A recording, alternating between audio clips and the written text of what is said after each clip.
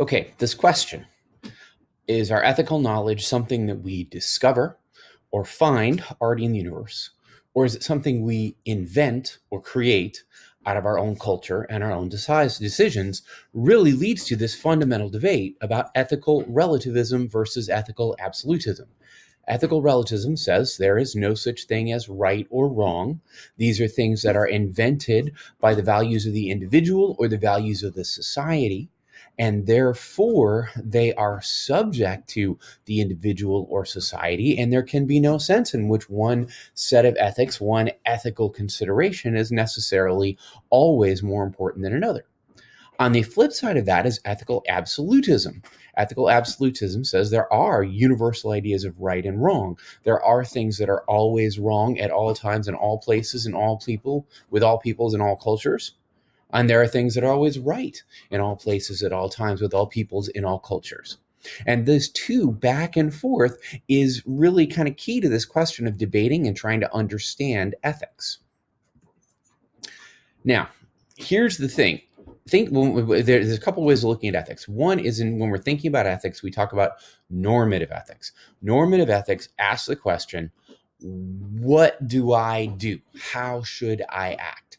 And the questions that come up as a result of making that consideration. Should I go out this evening or not? Who should I be with? Who should I spend time talking to? Should I text back to this individual who's texting me, or should I not? Should I answer a phone call? Oh, wait, you guys are Gen Z. You never answer the phone. There are no such thing as a phone call. But anyway, that's a whole other thing.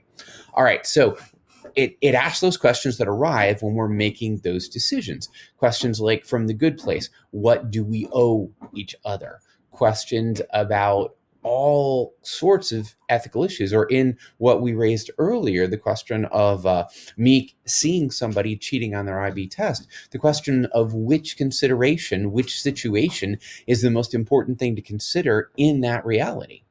And the goal behind normative ethics is to develop this coherent theory, is to develop a theory of ethics that makes sense and can be applied in most situations. It's the idea of having a set of ground rules, generalizations, general statements that tend to push in a similar direction in all ethical situations, to show you kind of when the specific situation pops up, I refer to this general group of ideas that I have accepted as ethical stances for myself. And that helps me understand what to do in this specific situation with these specific challenges or these specific individuals. Now, we go back to the IB examination room dilemma, and you guys describe what you think is the right course of action for the teacher. What should I do? And you provide justification. So earlier, I had you simply write down, what do you think I ought to do? Here, what I want you to do is expand on that and say why. Now, previously we were looking at different multiple moral perspectives. Now I'm asking you what you